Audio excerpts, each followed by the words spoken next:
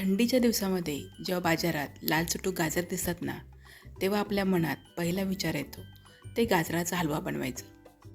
तर आज आपण छान सुटसुटीत अजिबात चिकट न होणारा गाजराचा हलवा बनवतोय. इथे मी अर्धा किलो गाजर स्वच्छ धुवून मोठ्या किसणीने किसून घेतले आहेत.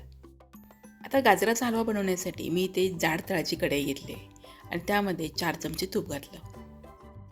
आता तूप चांगलं वितळलं की त्यामध्ये किसलेलं गाजर घातलं. आता गॅस कमी करायचा आणि मंद गॅसवर हा गाजराचा किस 7 ते 8 मिनटं छान परतून घ्यायचा आहे. म्हणजे गाजराचा किस पूर्ण मऊ होईपर्यंत आपल्याला हा परतायचा आहे. जेवढं छान तुम्ही गाजर तुपामध्ये परतून घ्याल ना, तेवढा गाजराचा हलवा चवदार होतो.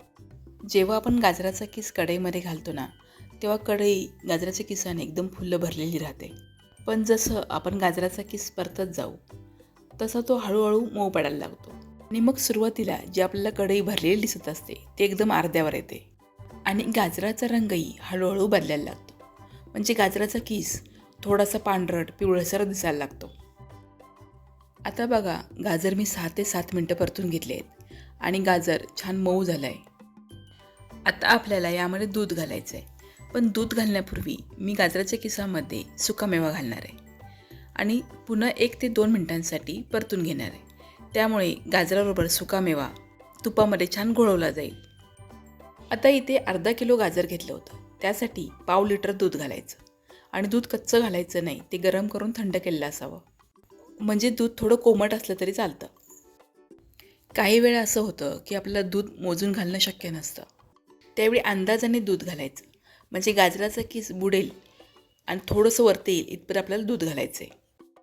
दूध घातलं ना की गाजराचा किस छान मिसळून घ्यायचा. 1 ते 2 मिनिटांसाठी चांगलं हलवून घ्यायचं आणि झाकण ठेवून मंद गॅसवर शिजू द्यायचा. पूर्णपणे दूध आटेपर्यंत हा गाजराचा हलवा आपल्याला शिजवून घ्यायचा आहे. पण मध्ये मध्ये 1 ते 2 वेळा झाकण काढून हा हलवा तळापासून हलवून घ्यायचा.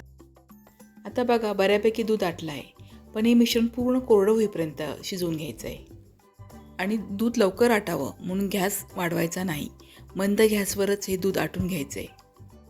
हलवा जेवढा मंद गॅसवर शिजवू ना, तेवढा तो चवीला छान होतो आणि खवा न घालता त्यामध्ये खवा घातल्याची चव येते. आता यामधलं पूर्ण दूध आटलं आहे. मिश्रण छान कोरडं झालं आहे. आता यामध्ये साखर घालून घेऊ. अर्धा किलो गाजरासाठी अंदाजे 125 ग्रॅम साखर लागते. मी इथे साखर मोजून घेतली नाही, अंदाजे 1 वाटी साखर घातली आहे. काही वेळा गाजर खूप गोड असतं, काही वेळा पांचट असतं, म्हणजे अजिबातच गोड नसतं. त्यामुळे साखरेचं प्रमाण तुम्ही तुमच्या अंदाजाने घालू शकता. आता साखर छान हलव्यामध्ये मिसळून घ्यायची. आता साखर घातल्यानंतर थोडासा हलवा पातळ होईल, कारण साखरेला पाणी सुटेल. पण गॅस मंदच ठेवायचं आहे, गॅस फुल्ल करायचा नाही. सगळ्यात शेवटी छोटा अर्धा चमचा वेलची पावडर घातली आणि गाजराच्या हलव्यामध्ये मिसळून घेतली.